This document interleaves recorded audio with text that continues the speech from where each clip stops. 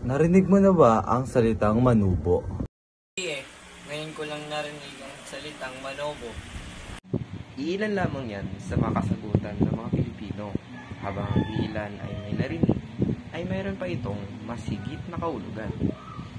Halina't tuklasin natin ito.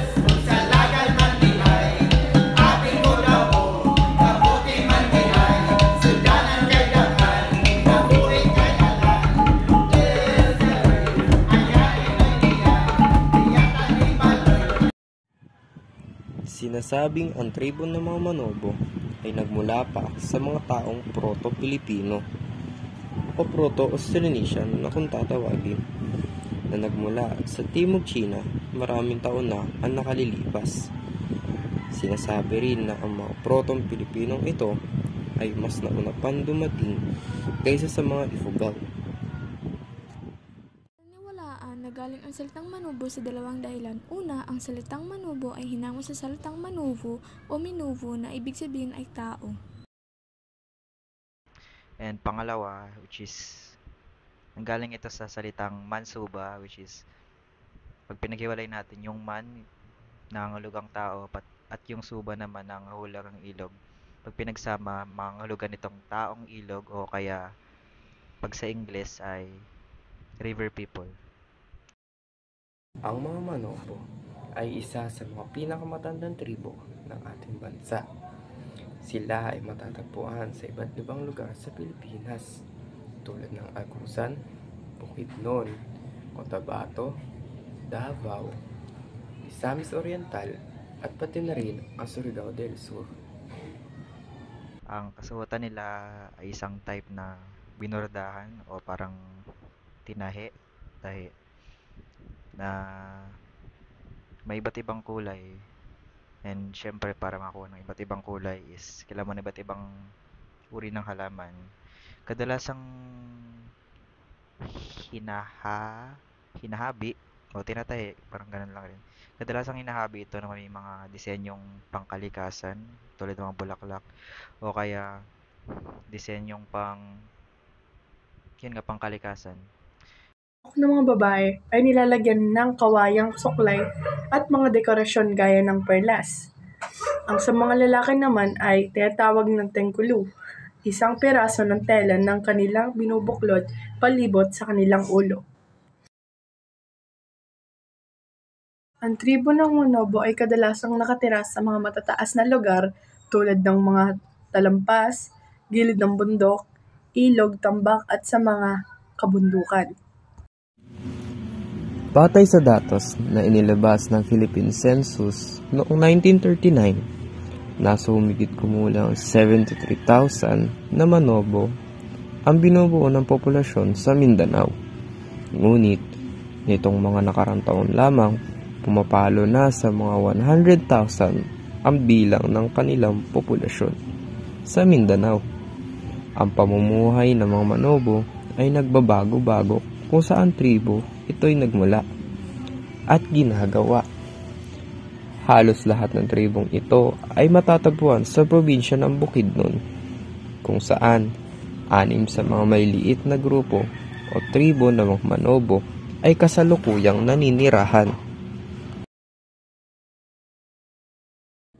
Ang ilan sa tribo na to ay Manobo Bukidnon, Manobo Higanon, Manobo Matigsalug, Manobo Talaan Liig, Manobo Tigwahanon, at pati na rin ang Manobo Umayamnon. Ilan sa mga pangunahing kinakain ng mga Manobo ay kamote, kamoteng kahoy, saging at ube, na tinatawag nilang utanon. Hitik sa mga pananim ang tribo dahil nakasentro ang kanilang ekonomiya sa paglilipat ng pananim o slash-and-burn agriculture na pangunahing pangkabuhayan sa kanila. Madalas na tinuturing ang pamamaraan ng kanilang pagsasaka na primitive at karaniwan silang nagsasagawa ng sistema ng pag-ikot ng lupa. Ang tribo manubok na lukso-lukso itong pamayaw sa unang panahon. Therefore, last shifting cultivator kay pag-abunda nila ng area, pag-abunda ang area, mag-umamang muna sa kanan mas tribo manubok, mag-uma, lampas niya. Pero mayroon ko abunda kayo ang kuwan, di na sila magtampo ka kabuhian area. Karon kung menos na ang area sa kabuhian, parang kesas pagpananong, mag-uma, another, cultivate na kung another area ang tribo manubok. Ang mga paniniwala ng Manobo ay halos umiikot sa mga unseen spirit na kadalasang nanghihimasok sa mga buhay ng mga tao. Naniniwala sila na ang mga espiritu na ito ay may kakayahan na makialam sa pang-araw-araw na pamumuhay ng mga Manobo para makuha ang kanilang kagustuhan. Pero diwasa ang religious belief of the Manobo tribe based on diwasa. Ng diwasa.